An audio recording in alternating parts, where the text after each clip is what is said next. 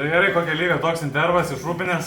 Tai ačiū Valentinai, kad vasario 14 dieną rungtynės.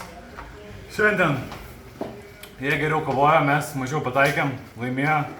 Vėlgi pasikartosiu, vasario 14 labai smagi šventė ir labai smagu, kad reikės krepšinio aikštelį praleisti laiką. Ir kad išsiskirsto antrosiam pusėm visiems reikės, jeigu norim toliau eiti. Tai tiek, linkėjimai. Norėčiau labai pasidžiaugti savo komandą. Į rungtynių pradžiai buvom tik 6.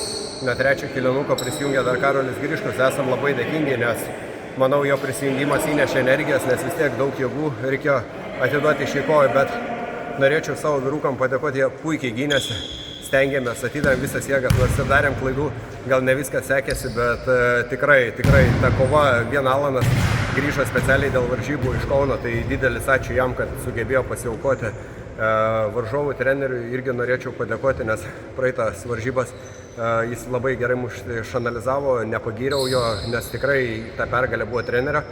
Šiandien mes pasidarėm savo išvadas taktinės ir nors treneris puikiai vadovavo, bet jiem pritrūko gal taiklesnių metimų. O šiaip geras rungtynės, dabar lemiamos rungtynės laukia trečiąjį, tai matysim, kas laimės.